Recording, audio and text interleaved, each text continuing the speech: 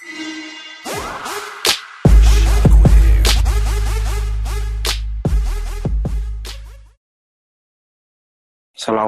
warahmatullahi wabarakatuh. Waalaikumsalam. Alhamdulillahirrahmanirrahim. Wassalatu wassalamu ala syamsil mursalin wa qamarin nabiyyin wa sayyidina Muhammadin wa ala alihi wa sahbihi amma ba'd. Ilahi anta maksudi wa ridhaka madhubi a'dini mahabbataka wa marifatak. Kehadapan guru-guru kita ahli silsilah Thariqah Qadiriyah Naqsyabandiyah Barman Suralaya, khusus kepada Syekhina wa mursyiduna wa murabbi arwahina hadrati Syekh Muhammad Abdul Basit Al-Fatihah. A'udzu billahi minasyaitonir rajim. Bismillahirrahmanirrahim. Alhamdulillahirabbil arrahmanirrahim maliki yaumiddin. Iyyaka na'budu wa iyyaka nasta'in. Shiratal mustaqim. Shiratal ladzina an'amta 'alaihim ghairil maghdubi 'alaihim waladdallin. Segenap para wakil talqin yang hadir, Bapak Kiai Anang dan juga Bapak Kiai yang lain, Budaya, Bapak Bu Dr. Sari, Pak Priyatno yang akan meeting, juga para Ustadz, Ikhwan, Akhwat, Thariqah Qadiriyah Naqsyabandiyah yang dimuliakan Allah Subhanahu wa Ta'ala. Ketika kita berbaiat kepada guru mursyid, kita pertama kali ditalkinkan oleh beliau dalam bahasa Al-Quran adalah baiat, dalam bahasa hadis adalah talqin, bahasa umumnya adalah ijazah. Ya. Ketika kita ditalkinkan berbaiat kepada guru mursyid, maka disitulah terjadi transaksi yang luar biasa antara kita dengan guru mursyid. Kita menebus diri kita menyerahkan jiwa raga kita kepada Allah melalui guru mursyid. Artinya terjadi baik dalam bahasa fikih adalah baik itu jual beli.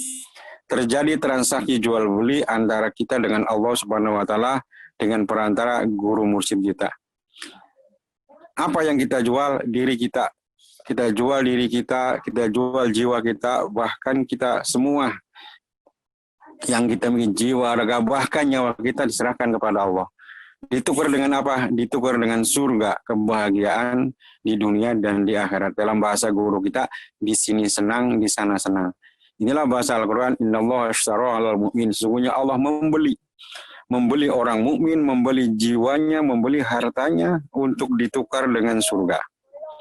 Itu terjadi ketika kita ditalkinkan oleh guru mursyid.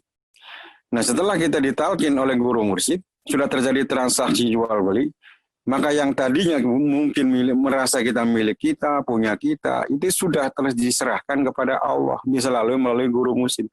Artinya kita sudah tidak berhak lagi kepada diri kita.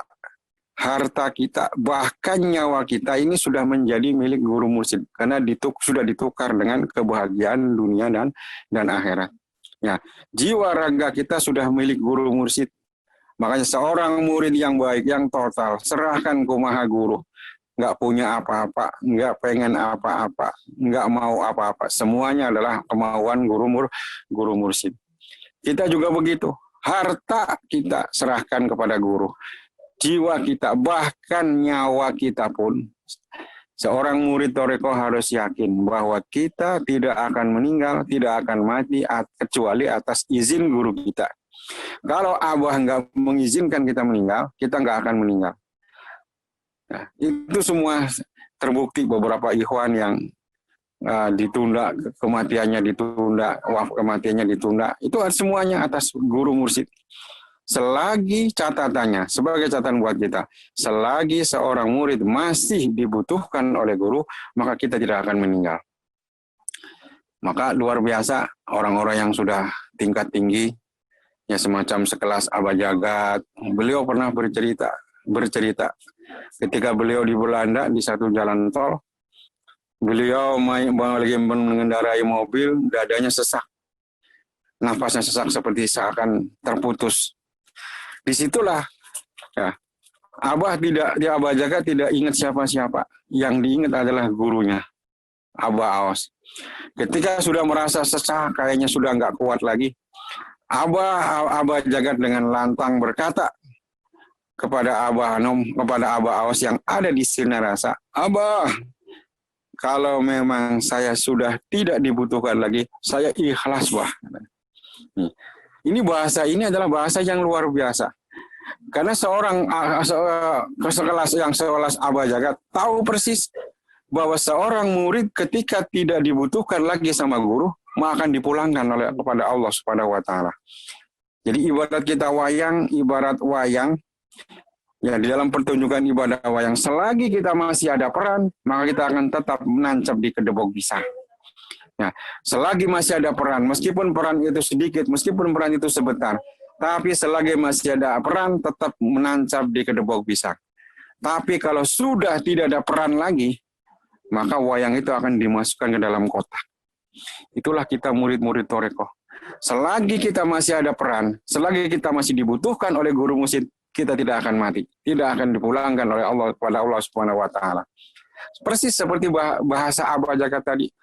Setelah nafasnya sesak luar biasa, seakan-akan nafasnya terputus, seakan-akan dia akan lepas nyawanya, dengan tegas beliau mengatakan, "Abah, kalau saya tidak dibutuhkan lagi, saya ikhlas." Tapi Abah jawab langsung, ulah gitu. Kamu masih dibutuhkan. Nah, ini juga menjadi pelajaran buat kita. Selagi kita masih ada peran di Thariqah ini, kita masih ada peran, kita masih ngurus ini, insya Allah kita tidak akan mati dulu. Umurnya akan panjang, ya, berpanjang. Ya, insya Allah semuanya yang ngurusin manakib, baik manakib langsung, manakib online, ini umurnya panjang-panjang. Umurnya panjang-panjang pokoknya. Nah, kenapa? Dibutuhkan oleh guru. Tetapi ketika seorang ikhwan sudah tidak dibutuhkan lagi oleh guru, udah berangkat manakib susah, ngurus manakib juga enggak, mikirin manakib enggak, ya udah, itu udah enggak ada peran, ya itu alamat sebentar lagi akan dimasukkan ke kotak. Nah kita kembali. Jadi kita tidak terjanji, kita sudah transaksi, kita sudah menjual diri kita, jiwa kita, bahkan nyawa kita kepada Allah melalui guru mursyid. Maka sepenuhnya jiwa kita, raga kita, semuanya milik guru mursyid. Terserah Abah, kumaha Abah. Maka tugas kita sekarang adalah kita berkhidmat kepada guru. Berkhidmat kepada guru dengan otak kita, dengan tak-tak kita, dengan pundak kita, atau dengan pesaknya bahasa Abah. Berkhidmat dengan otak, dengan pikiran, dengan ilmu, dengan pundak, dengan tenaga. Ini kita persembahkan semata-mata, kita ini adalah sebagai bentuk kepasrahan kita kepada guru mursyid. Jadi kita tidak berhak lagi mengatur diri kita. Yang berhak mengatur guru kita adalah guru mursyid.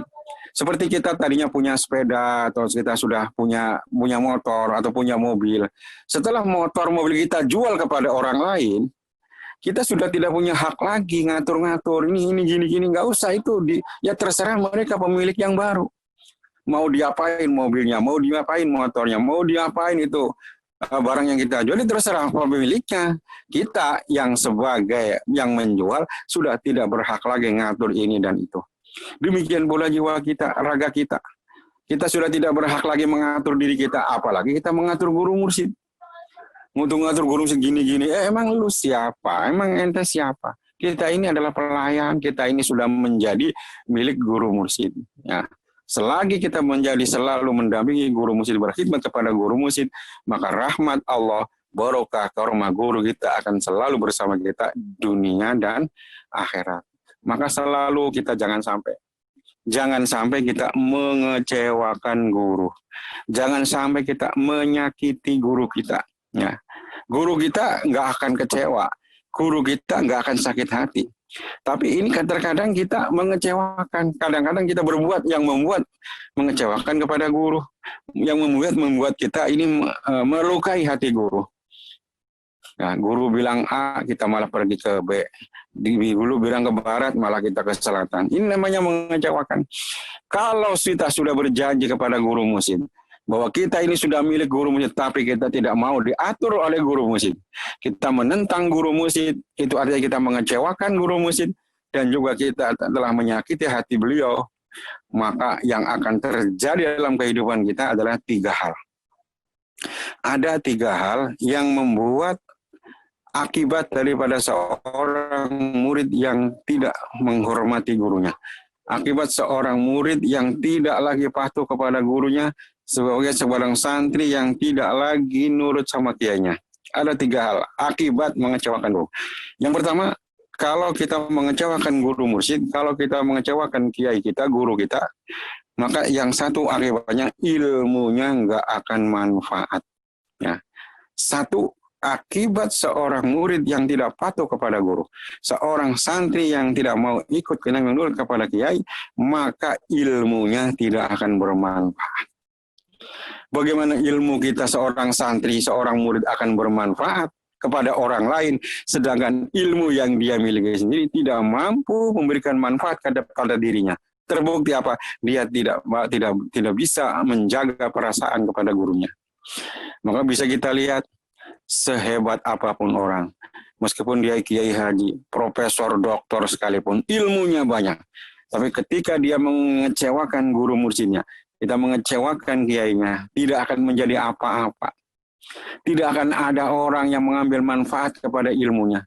Ilmunya seakan-akan terbuang sia-sia. Itu semua akibat dari dia tidak mau berkhidmat kepada gurunya, akan selalu mengecewakan kepada gurunya. Jadi satu, orang yang tidak patuh kepada guru mursyid, yang tidak patuh kepada kiainya, maka ilmunya tidak akan bermanfaat. Yang kedua, seseorang yang mengecewakan guru, akibat mengecewakan guru mursyid, mengecewakan seorang syekh, maka ucapannya tidak akan didengar oleh orang lain. Akibat yang kedua, akibat mengecewakan guru kita, maka ucapannya tidak akan didengar oleh orang lain. Nah, kenapa? Ilmunya, ucapannya tidak akan didengarkan orang lain, karena dia sendiri tidak mau mendengarkan gurunya, tidak mau mendengarkan kiainya. Kiainya memerintahkan, gurunya memerintahkan, dia nggak diturutin. Maka akibat dari itu, bermula dari itu, maka semua ucapannya, semuanya, omongannya tidak akan didengar oleh siapapun. Maka yang akan terjadi dalam rumah tangganya, istrinya, keluarganya membantah semua. Istrinya nggak nurut, anaknya nggak nurut, semua murid-muridnya kabur. Karena apa? Itu akibat daripada dia tidak ikut kepada guru mursyidnya, tidak mau nurut kepada guru. Ini banyak terjadi. Banyak terjadi kepada seluruh murid-murid yang Abah Hanum dulu. Murid Abah Hanum yang tidak mau ikut Abah Hanum, tidak nurut dengan Abah Hanum. Sudah dibilangin kalau mau ikut aku, ikuti Aos. Kalau mau ikut aku, ikuti Aos. Tapi banyak yang membantah, banyak yang membangkang, yang tidak mau. Ya maka akibatnya yang kedua ini terbukti, yang pertama juga terbukti, yang kedua juga terbukti, ucapannya nggak bakal didengar oleh orang lain. Itu semua adalah akibat karena dia tidak mau mendengarkan gurunya. Gurunya saja dia tidak dengarkan, maka akibat ini tidak akan ada yang mau mendengarkan dia. Itu yang kedua. Yang ketiga, akibat daripada orang yang mengecewakan guru, seorang santri yang mengecewakan kiainya, dia akan meninggal dalam keadaan bangkrut. Meninggal dalam keadaan bangkrut. Ini ada kisah dari negeri Tarim, satu negeri di Yaman. Di situ ada sebuah pesantren, sebuah mursyid, seorang guru, yaitu seorang Habib yang bernama Habib Abdullah Asyatiri. Beliau seorang yang luar biasa, seorang yang alim alamah, ilmunya luar biasa. Juga seorang menjadi orang guru mursyid. Ya. Ceritanya beliau punya murid yang sangat cerdas luar biasa. Ya. Sangat cerdas luar biasa sehingga menjadi diandalkan. Setiap ada acara beliau selalu mendampingi guru Habib Abdullah Asyatiri ini. Ya. Satu saat ini murid ini terpeleset. Murid ini diundang oleh seorang diundang ngajar di satu kota, di satu tempat, di masjid namanya Masjid Mukalah, ya, di tempat di luar kota lah gampangnya. Di Masjid Omar Mukalah dia diundang untuk berceramah, memberikan ilmu. Akan tetapi dia tidak izin kepada gurunya, tidak izin kepada syekhnya Habib Abdullah Asyatiri. Maka ketika di pesantren Syekh Habib Abdullah Asyatiri ini membuka pengajian, Habib ini, guru ini mencari mana ini murid yang dia andalkan tadi, mana si A. Si A yang dulu nggak pernah absen, dia nggak pernah ada, nggak pernah selalu mendampingi, sekarang dia nggak ada. Ditanya, mana itu si A? Mana si A? Dia tanya murid yang dulu dia sayangi. Ternyata ada informasi bahwa muridnya sedang berangkat mengajar ke satu kampung lain di daerah kota lain, yaitu di satu masjid namanya Masjid Omar Mukalla. Gurunya ini nggak suka. Habib Abdullah Asyatiri nggak suka. Sebab murid ini dibutuhkan di tempatnya. Di tempatnya mengajar, guru ini membutuhkan murid yang cerdas ini. Tetapi dia malah pergi ke tempat lain tanpa izin. Akhirnya apa kata Habib Abdullah Asyatiri? Oh, dia ada di luar kota. Betul guru, betul Syekh. Silahkan. Badannya boleh keluar kota. Tapi ilmunya tetap di sini. Ini bahasa Syekhnya. Silahkan saya izinkan badannya keluar dari kota ini. Tapi ilmunya tetap di sini. Masyaallah hadirin, dengan izin, dengan kehendak Allah, itu yang di sono, yang di Masjid Umar Mukalla ini, yang biasanya murid ini lantang, murid ini lancar mengajar dengan berbagai kitab. Setelah ada gurunya yang mengatakan seperti itu, dia hanya sampai mukadimah. Begitu semua amma ba'du, hilang semua ilmu yang dia miliki. Lupa semua apa yang dia mau ajarkan. Ya, bahkan dia mengambil kitab sekecil apapun, dia tidak mampu untuk membaca. Artinya apa? Dia kaku di situ, hanya amma ba'du terus. Tidak bisa mengajar. Hadirin yang begitu banyak, karena memang ini orang ini terkenal, pada heran, kenapa ini dengan guru yang satu ini? Enggak biasanya dia seperti ini. Maka didatang oleh seorang yang sepuh dari, Pak Guru, kenapa?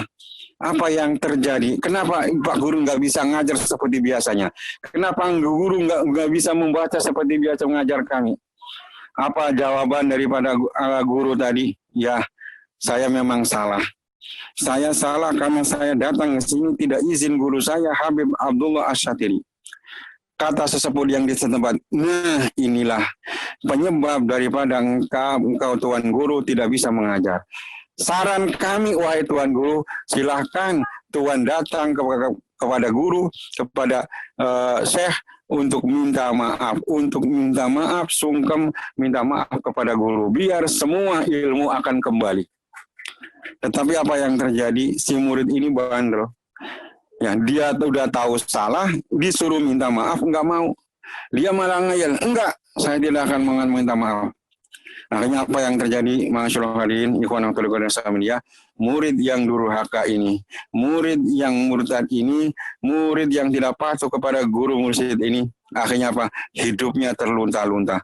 Padahal dia menjadi orang, sudah terkenal jadi orang pintar, tapi tidak ada ya ilmu yang dia berikan kepada orang lain pada akhirnya. Bahkan setelah itu dia jatuh miskin, ya hidupnya sangat miskin, hidup dari jualan ikan kering.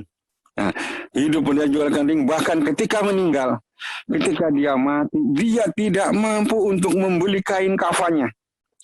Untuk beli kain kafannya aja nggak mampu, saking miskinnya, saking jatuhnya. Sehingga untuk kain kafannya dibelikan oleh orang-orang pada tetangga-tetangganya. Naudzubillah, summa naudzubillah. Inilah akibat yang akan didapatkan oleh orang yang tidak patuh kepada guru mursyidnya. Jadi meninggal dalam keadaan bangkrut. Seorang yang kiai besar, calon ulama besar, dia tidak patuh kepada guru mursyid. Dia mati dalam keadaan bangkrut, bahkan untuk beli kain kafan saja nggak mampu.